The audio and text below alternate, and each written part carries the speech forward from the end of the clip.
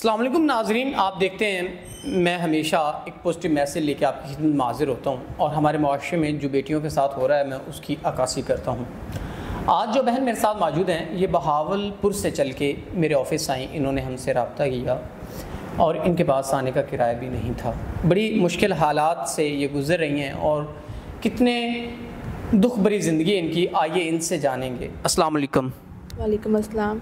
اچھا بہن، مجھے بتائے گا، زندگی کی بہت سی مشکلات نے آپ کو گھیر رکھا ہے، تو تمام تر جو مسئلے مسائل ہیں ہمارے ناظرین کو بتائیے گا۔ میرا تعلق بہاولپور سے ہے، میں ایک شریف گھرانے سے تعلق رکھتی ہوں۔ میرے والد صاحب کا کچھ عرصے پہلے انتقال ہو چکا ہے۔ ہم نے قرضہ لیا والدہ کے علاج کے لیے جو کہ 3 لاکھ ہے، لیکن والدہ کا بھی 1 ماہ پہلے انتقال ہو چکا ہے۔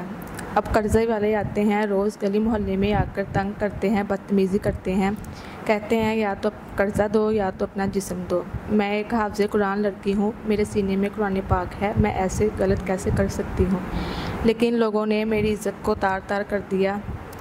اب میں چاہتی ہوں کوئی ایسا نیک عزت دار مرد ہو جو مجھ سے نکاح کرے، میری عزت کرے، عمر میں چاہے بڑا ہو، شادی شدہ ہو، لیکن میری عزت کرے اور قرضے سے میری جان چھڑوائے تاکہ میں اپنی زندگی بہتر طریقے سے گزار سکوں۔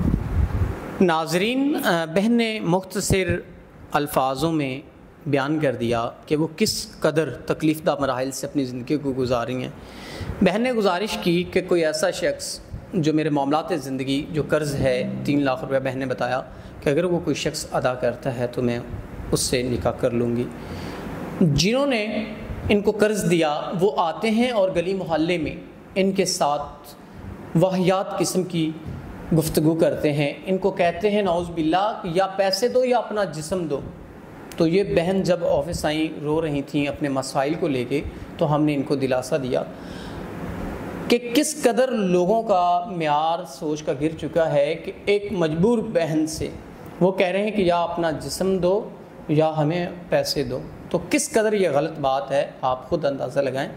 تو بہن، اگر کوئی ایسا انسان جو آپ کا یہ قرض بھی ادا کر دے، آپ نے کہا کہ آپ حافظ قرآن ہیں، آپ کے سینے میں قرآن پاک ہے، آپ کبھی زندگی بھر غلط نہیں کر سکتی، ہمیشہ اسلام کے مطابق زندگی آپ گزاریں گی، تو بہن اگر کوئی ایسا انسان جو آپ کہ یہ قرض کا معاملہ جو 3 لاکھ کا ہے وہ بھی ادا کر دے، آپ کے باقی معاملات جو زندگی کے ہیں وہ بھی کور کر دے، جو بھی ہیں آپ کو رہنے کے یا کھانے پینے کے جو بھی معاملات ہیں، اور اس سے ہٹ کے اگر کوئی نیک نمازی انسان، آپ نے کہا کہ عمر کا بھی کوئی مسئلہ نہیں، چاہے بڑی کا ہو یا چھوٹی کا ہو، تو یہ تمام طرح معاملات اگر کوئی شخص کرتا ہے تو آپ واقعی میں نکاح کر لیں گے؟ جی، میں واقعی نکاح کروں گی، کیونکہ میرے پاس کوئی سہارا نہیں ہے۔ مجھے اپنے سہارے کے لیے ایسے مرد سے نکاح کرنا ہے جو میری عزت کرے، مجھے تحفظ دے۔